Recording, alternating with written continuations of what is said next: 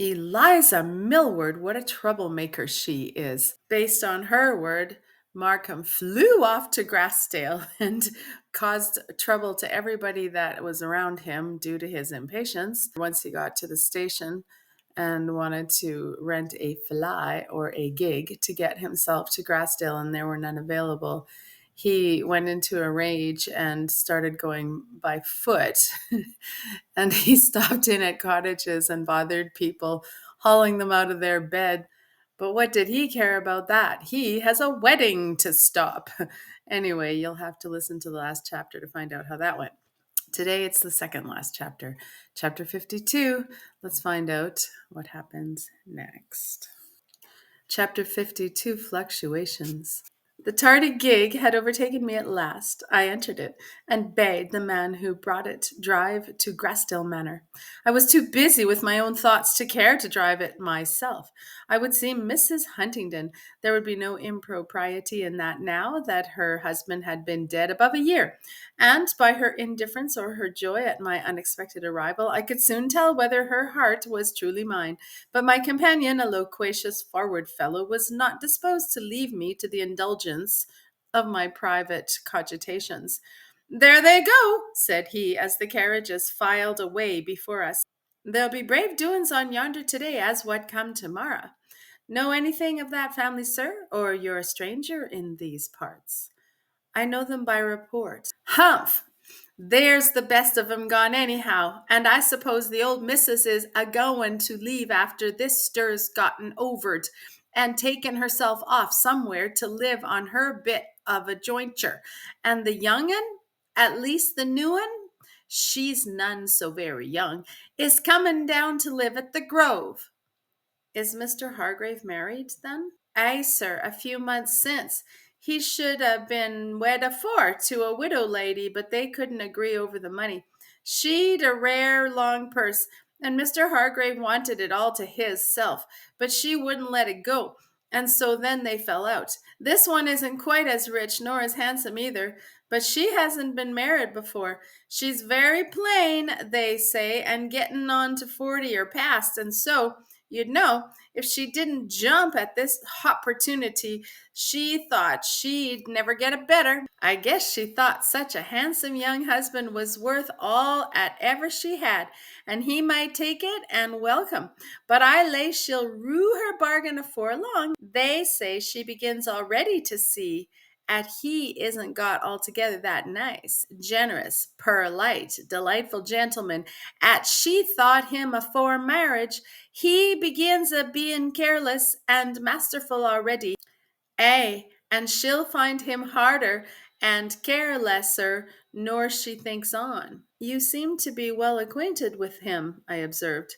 "I am, sir. I've known him since he was quite a young gentleman, and a proud un he was, and a wilful. I was servant yonder for several years, but I couldn't stand their bad ways. She got ever longer and worse did missus, with her nipping and screwing and watching and grudging, and so I'd find another place as what came." And then he discoursed upon his present position as ostler at the Rose and Crown, and how greatly superior it was to his former one in comfort and freedom, though inferior in outward respectability, and entered into various details respecting the domestic economy at the Grove, and the characters of Mrs. Hargrave and her son, to which I gave no heed, being too much occupied with my own anxious fluttering anticipations, and with the character of the country through which we passed, that in spite of the leafless trees and the snowy ground, had for some time begun to manifest unequivocal signs of the approach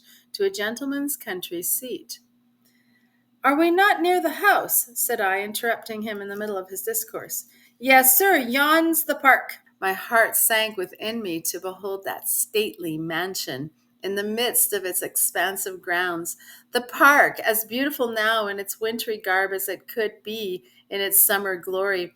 The majestic sweep, the undulating swell and fall displayed to full advantage in that robe of dazzling purity, stainless and printless, save that one long winding track left by the trooping deer, the stately timber trees with their heavy laden branches gleaming white against the dull gray sky, the deep encircling woods, the broad expanse of water sleeping in frozen quiet, and the weeping ash and willow drooping their snow-clad boughs above it, all presented a picture striking indeed and pleasing to an unencumbered mind, but by no means encouraging to me.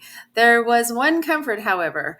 All this was entailed upon little Arthur, and could not under any circumstances, strictly speaking, be his mother's. But how was she situated? Overcoming with a sudden effort my repugnance to mention her name to my garrulous companion, I asked him if he knew whether her late husband had left a will, and how the property had been disposed of. Oh, yes, he knew all about it, and I was quickly informed that to her had been left the full control and management of the estate during her son's minority, besides the absolute unconditional possession of her own fortune. But I knew her father had not given her much, and the small additional sum that had been settled upon her before marriage. Before the close of the explanation, we drew up at the park gates. Now for the trial. If I should find her within, but alas, she might still be at Staningley. Her brother had given me no intimation to the contrary. I inquired at the porter's lodge if Mrs. Huntingdon were at home. No, she was with her aunt in Shire, but was expected to return before Christmas. She usually spent most of her time in Staningley, only coming to Grassdale occasionally when the management of affairs or the interest of her tenants and dependents required her presence. Near what town is Staningley situated? I asked. The requisite information was soon obtained. Now then, my man, give me the reins, and we'll return to M. I must have some breakfast at the Rose and Crown, and then away to Staningley by first coach, for you'll not get there today, sir. No matter, I don't want to get there today. I want to get there tomorrow and pass the night on the road. At an inn, sir? You'd better by half stay at our house and then start fresh tomorrow and have the whole day for your journey. What? And lose 12 hours? Not I. Perhaps, sir, you're related to Mrs. Huntingdon, said he, seeking to indulge his curiosity since his cupidity was not to be gratified. I have not that honor. Ah, well, returned he with a dubious, sidelong glance at my splashed gray trousers and rough pea jacket. But, he added encouragingly, there's many a fine lady like that at his kinfolk's, poorer nor what you are, sir, I should think. No doubt, and there's many a fine gentleman could esteem himself vastly honored to be able to claim kindred with the lady you mention. He now cunningly glanced at my face. Perhaps, sir, you mean to... I guessed what was coming, and checked the impertinent conjecture with, perhaps you'll be so good as to be quiet a moment. I'm busy. Busy, sir? Yes, in my mind, and don't want to have my cogitations disturbed. Indeed, sir. You will see that my disappointment had not very greatly affected me, or I should not have been able to so quietly bear with the fellow's impertinence. The fact is, I thought it as well, nay, better, all things considered, that I should not see her today, that I should have time to compose my mind for the interview, to prepare it for a heavier disappointment after the intoxicating delight experienced by this sudden removal of my former apprehensions, not to mention that after traveling a night and a day without intermission, and rushing in hot haste through 6 miles of new fallen snow, I could not possibly be in a very presentable condition. At M, I had time before the coach started to replenish my forces with a hearty breakfast, and to obtain the refreshment of my usual morning's ablutions, and the amelioration of some slight change in my toilet, and also to dispatch a short note to my mother, excellent son that I was, to assure her that I was still in existence, and to excuse my non-appearance at the expected time.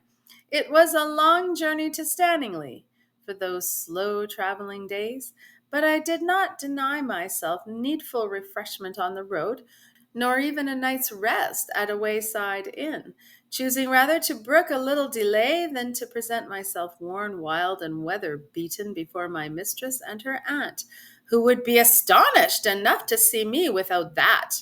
Next morning, therefore, I not only fortified myself with as substantial a breakfast as my excited feelings would allow me to swallow, but I bestowed a little more than usual time and care upon my toilet, and furnished with a change of linen from my small carpet bag, well brushed clothes, well polished boots, and neat new gloves. I mounted the Lightning and resumed my journey. I had nearly 2 stages yet before me, but the coach, I was informed, passed through the neighborhood of Staningley, and having desired to set down as near the hall as possible, I had nothing to do but to sit with folded arms and speculate upon the coming hour.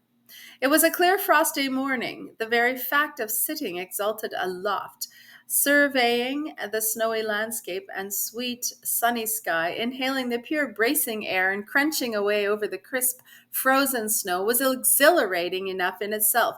But add to this the idea of to what goal I was hastening and whom I expected to meet, and you may have some faint conception of my frame of mind at the time.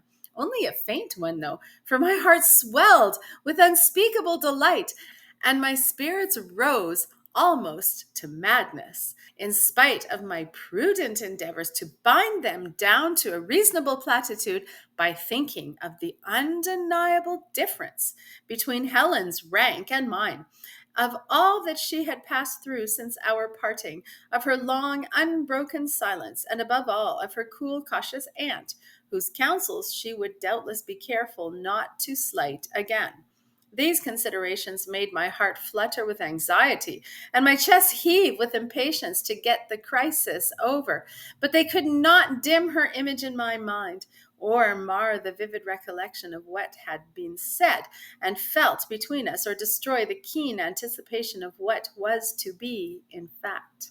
I could not realize their terrors now. Toward the close of the journey, however, a couple of my fellow passengers kindly came to my assistance and brought me low enough. "Fine land, this," said one of them, pointing with his umbrella to the wide fields on the right, conspicuous for their compact hedgerows, deep, well-cut ditches, and fine timber trees growing sometimes on the borders, sometimes in the midst of the enclosure. "Very fine land if you saw it in the summer or spring." "Eh," responded the other, a gruff elderly man with a drab greatcoat buttoned up to the chin and a cotton umbrella between his knees. "It's old Maxwell's, I suppose." "It was his, sir, but he's dead now, and you're aware, and has left it all to his niece." "All?" "Every rood of it, and the mansion house and all, every hatom of his worldly goods, except just a trifle, by way of remembrance, to his nephew down in shire, and an annuity to his wife." "It's strange, sir."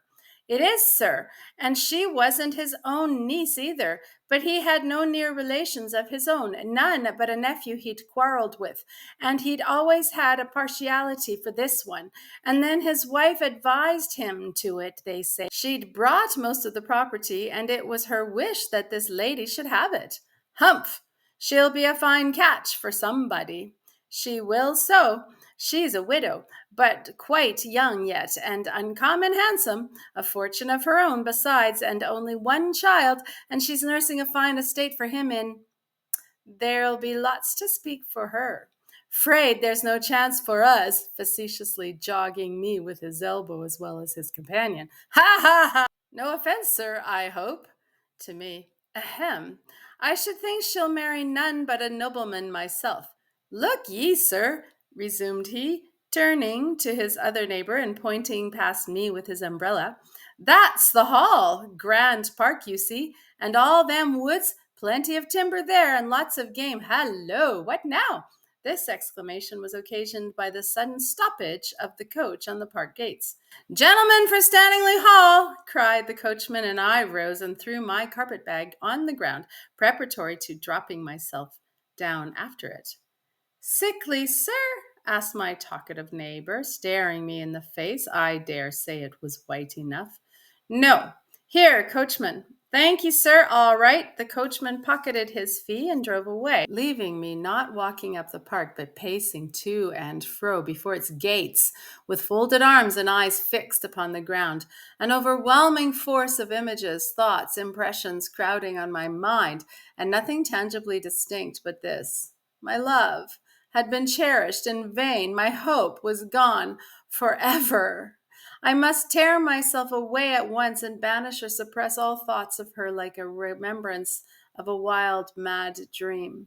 Gladly would I have lingered round this place for hours in hope of catching at least one distant glimpse of her before I went, but it must not be. I must not suffer her to see me, for what could have brought me hither but the hope of reviving her attachment with a view hereafter to obtain her hand?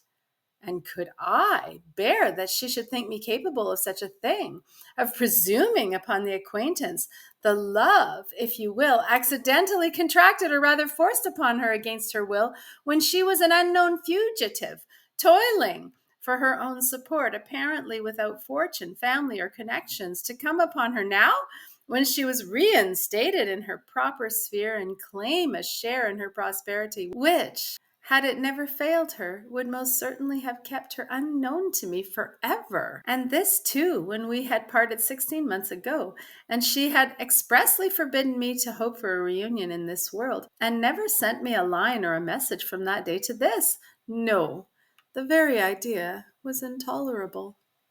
And even if she should have a lingering affection for me still, ought I to disturb her peace by awakening those feelings, to subject her to the struggles of conflicting duty and inclination, to whichsoever side the latter might allure or the former imperatively call her, whether she should deem it her duty to risk the slights and censures of the world, the sorrow and displeasure of those she loved for a romantic idea of truth and constancy to me, or to sacrifice her individual wishes to the feelings of her friends and her own sense of prudence and the fitness of things. No, and I would not. I would go at once, and she should never know that I had approached the place of her abode.